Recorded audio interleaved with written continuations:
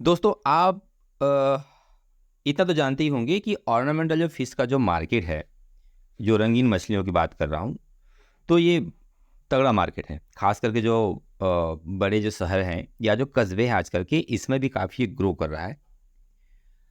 और इसका कल्चर भी आप आसानी से कर सकते हैं। जैसे आपके पास यदि छोटा जगह है, सपोज़ 500 1000 स्क्वायर फीट का एरिया है और आप इसकी फार्मिंग करना चाहते हैं, तो इस पर आप बिल्कुल सोच सकते हैं, क्योंकि इसका बिजनेस काफ़ी तगड़ा बिजनेस है और इसमें पैसे भी काफ़ी अच्छे मिलते हैं, क्योंकि ये जो मछलियाँ हैं ये पीसेस में बिकती हैं, केजी वाइज नहीं रहती हैं। आजकल आप शहर में एक चीज़ देखे होंगे कि ऐसे लाखों एक्वेरियम के शॉप्स दिख जाएंगे, या जिन भी घरों में जाएंगे वहाँ कई सारी ऐसी मछलियाँ हैं जिसको सूप माना जाता है, और उन जगहों पे जाकर के आप अपनी मछली को इजीली बेच भी सकते हैं।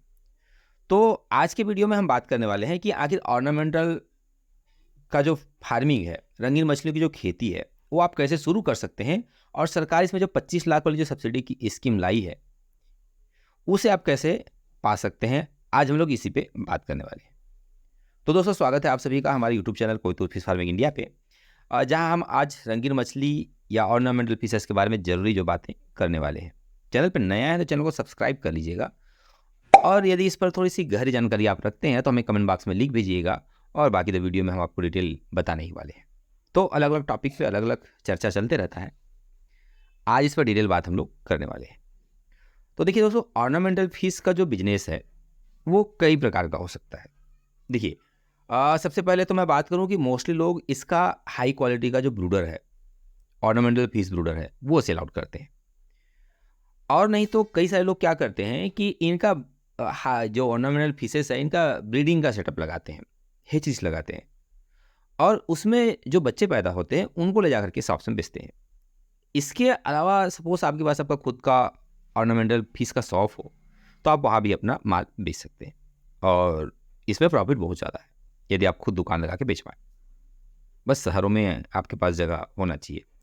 तो अगर हम बात करें ब्रूडर बेचने की, तो देखिए मेनली जो है मेल फीमेल का एक जोड़ा अक्सर लोग इसे बेचते हैं, और इसका जो प्राइस रहेगा वो अलग अलग ब्रीड के ऊपर डिपेंड करेगा। देखिए, जो रेयर ब्रीड होगा, यानी कि जिसका हैचिंग कम हो पाएगा, वो ज़्यादा बिकेगा, और बाकी जो नॉर्मल ब्रीड है जो हर एक्वेरियम में दिख जाते हैं, वो जो है थोड़ा सा कम रेट बिकेगा। जैसे आपका डिस्कस मछलियों की बात करो, तो देखिए 2000 से लेके 5000 तक आप जोड़ा बेच सकते हैं।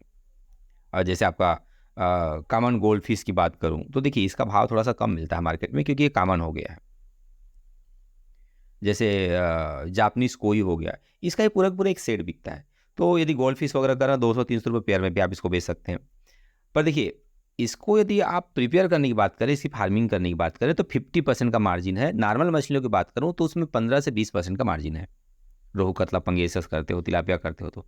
जबकि इनकी खेती करेंगे तो आप 50% तक का मार्जिन कर सकते हैं। सोच लीजिए, पंगेसस का जो बच्चा है उसे जो है कैटफिश के नाम से लोग जो है 30 रुपये 50 रुपये एक पीस से बेचते हैं, जबकि हम लोग मार्केट में 1.5 रुपये 2 रुपये के हिसाब से बेच रहे हैं।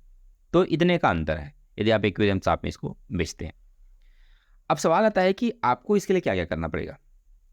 तो देखिए, सपोज आपके पास छोटा जगह है, 500 से 1000 स्क्वायर फीट का एरिया है, तो आप इसको शुरू करने के लिए क्या क्या चीज़ चाहिए। देखिए, आपको एक तो इलेक्ट्रिसिटी मस्ट है, पानी की व्यवस्था जरूरी है, शहर से ज़्यादा दूर नहीं होना चाहिए, क्योंकि शहर जैसे ही दूर हो जाएंगे तो इनको बेचने में आपको काफ़ी दिक्कत होने वाला है।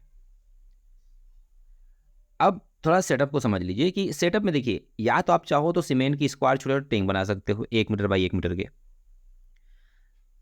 इसके लिए टैंक भी आते हैं छोटे छोटे प्लास्टिक के, आप उसको भी लगा करके इसकी फार्मिंग कर सकते हैं। यदि ये भी ना करना चाहें तो जो बड़ी ड्रम आती है 200 लीटर की, उसको भी कट करके दो दो भागों में डिवाइड करके भी इसका इजीली कल्चर कर सकते हैं। यदि ये भी ना हुआ तो तारपुलिन का छोटा छोटा टैंक बना करके भी आप इसकी कल्चर कर सकते हैं। मेनली आपको ध्यान रखना पड़ेगा कि इसको ऐसी जगह हम पालिए जहाँ सनलाइट डायरेक्ट ना पड़ते, और डायरेक्ट सनलाइट थोड़ा सा इनको उतना पसंद नहीं है, तो डायरेक्ट सनलाइट से बचने के प्रयास करें। और मछलियाँ छोटी हैं तो आप समझ रहे हैं कि ऊपर तो बर्ड नेट डालना ही पड़ेगा, क्योंकि एंटी बर्ड नेट डालेंगे नहीं तो चिड़िया खा जाएंगी। और यदि जमीन लेवल से लग के बना रहे हैं तो एंटी स्नेक नेट भी आपको डालना पड़ेगा। ये सब चीज़ें आप जो है अरेंज कर लीजिएगा। इसके साथ साथ कुछ आपको स्टोरेज टैंक भी अलग से रखना पड़ेगा, क्योंकि देखिए जैसे कुछ मछलियाँ हैं इसमें जो बहुत हाईली कॉर्निवरस हैं, जैसे कि आपकी मौली वगैरह जो मछलियाँ होगी अपने बच्चे खुद ही खा जाते हैं। तो इस पोजीशन पे आपको क्या करना पड़ेगा, जैसे आपका ब्रीडिंग होगा तुरंत उस मछली को शिफ्ट करना पड़ेगा, बच्चों को अलग और ब्रूडर को अलग। नहीं तो ये एक दूसरे को नुकसान पहुंचाएंगे। तो इसके लिए आपके पास सेपरेट टैंक होना बेहद जरूरी है। सपोज आप 4 टैंकों से अपना कल्चर शुरू करना चाहते हैं तो आपको टैंक की संख्या को 6 या 8 करनी पड़ेगी ताकि आप टाइमली इसको सेपरेट कर पाएँ। ऑर्नामेंटल मछलियाँ मेनली 2 प्रकार की समझ लीजिए उनके बच्चे देने के हैबिट के हिसाब से। एक तो लाइव पेयर के हिसाब से और दूसरी जो है आपका एग लेयर के हिसाब से, मतलब जो अंडे देती हो और या फिर जो सीधा मेल फीमेल मिल करके सीधा बच्चे पैदा करते हो। तो ये मोस्टली 2 टाइप का आप मार्केट में देखने को मिल जाएगा। तो एग लेयर जो मछलियाँ होती हैं इनको पालना थोड़ा तो डिफ़िकल्ट है, सीखना पड़ेगा आपको इसके लिए। देखिए क्योंकि इसमें जो है ह्यूमिडिटी का, टेम्परेचर का, वाटर पैरामीटर्स को लेकर काफ़ी सेंसिटिव होती हैं। तो आप इनको जब पालना चाह रहे हैं तो थोड़ा-सा आपको प्रैक्टिस करना पड़ेगा 2 साल, 3 साल, 4 साल, फिर आप उन मछलियों में घुसिए। और यदि आप नया से शुरू करना चाहते हैं, जो गप्पी हो गया, मौली हो गया, तो इन मछलियों से आप पेयर डाल करके आप स्टार्ट कर सकते हैं। क्योंकि ये जैसे पेयर छोड़ देंगे, ये खुद सर्दी के जैसा मौसम आएगा तो खुद भी ये मीटिंग करेंगी और मीटिंग करके आपको बच्चे दे देंगी और उनको ले जाकर के आप मार्केट में बेच सकते हैं। रही बात फीडिंग की, तो देखिए प्री स्टार्टर जो इसका फीड आएगा, ट्यूबीफिक्स वगैरह हो गया या जो कीमा हो गया मांस का, इनको भी आप इजीली खिला करके पाल सकते हैं। कोई बड़ा समस्या नहीं, बहुत कम फीड में इनका काम चल जाता है। तो अगर हम नॉर्मली ऑर्नामेंटल मछलियों की सब्सिडी के बारे में बात करें, जो मैं वीडियो को पहले में बोला था आपको, तो प्रधानमंत्री मत्स्य संपदा योजना ही एक योजना है जिसके तहत अभी ऑर्नामेंटल में अभी सब्सिडी मिल रहा है और तगड़ा सब्सिडी है। इसके पहले मैंने एक वीडियो डाला था कि छोटी जगह पे ज़्यादा मछली का उत्पादन कैसे कर सकते हैं। यानी छोटे जगह में आप मछली का उत्पादन कैसे कर सकते हैं, जिसको बैकयार्ड फिश फार्मिंग हम लोग बोलते हैं। मैं इस पर वीडियो डाल चुका हूँ कि सस्ते में आप कैसे अपना सेटअप लगा सकते हैं, और आई बटन में मैं बैकयार्ड फिश फार्मिंग का वीडियो डाल दे रहा हूँ। आप उसको देख करके आप समझ जाएंगे कि कम खर्चे में भी आप अपना सेटअप बना सकते हैं। तो अगर हम लोग बैकयार्ड फिश फार्मिंग में इस ऑर्नामेंटल फिशेस की बात करें तो देखिए 3 लाख रुपये का सेटअप लगा करके भी आप इसमें एंट्री कर सकते हैं और सरकार यहाँ सब्सिडी स्टार्ट कर देती है। तो 40-60 का रेशियो रहता है, महिलाओं को, एसटी एससी को 60%, बाकी को 40%। इससे थोड़ा सा बड़ा यदि आप करना चाहेंगे तो 8 लाख का एक सेटअप आता है। तो वहाँ भी सेम 60-40 का रेशियो रहेगा, यानी कि आप 4 लाख 4.5 लाख तक का सब्सिडी आप उठा सकते हैं। इसके बाद मैं थोड़ा सा एक लेवल और की बात करूँ, जो 25 लाख वाला, मैं एक शॉर्ट वीडियो भी इस पर डाला था। मैं इसका रायपुर में तो बाकायदा मेन गेट पे लगा हुआ है फिशरीज डिपार्टमेंट में, तो छत्तीसगढ़ में तो इस पर अच्छा खासा है। 25 लाख का एक सेटअप लगा सकते हैं। 25 लाख के सेटअप में सेम कहानी है, 40% और 60% का, 12 लाख तक आप सब्सिडी इजीली उठा सकते हैं। यदि इसके बारे में थोड़ा डिटेल जानकारी चाहिए रहेगा तो आप मुझे कस्टमर केयर का नंबर शो कर रहा हूँ, उसमें आप मुझे कॉल कर लीजिएगा, तो मैं आपको इस पर डिटेल जानकारी देने का प्रयास करता हूँ ताकि आप इजीली उसको आवेदन लगा सकें और इस सब्सिडी को अवेल कर सकें। क्योंकि इस पर सोचिए सरकार आवेदन विज्ञापन डाल रही है, यानी कि लोग इस पर कम अट्रैक्ट हो रहे हैं और इसकी मार्केट में डिमांड है, इसलिए सरकार इस पर थोड़ा सा ज़्यादा फोकस कर रही है। लेकिन देखिए रंगीन मछलियाँ, सजावटी मछलियों में एक बात आपको ज़रूर से जान लेनी चाहिए, इसका जो चारा है या पानी है, भारत का जो खास करके पूर्वी क्षेत्र, जैसे मान के चलो बंगाल, इस तरफ की बात करूँ, उड़ीसा बंगाल की तरफ करूँ, इधर ये मोस्टली अवेलेबल मिल जाता है।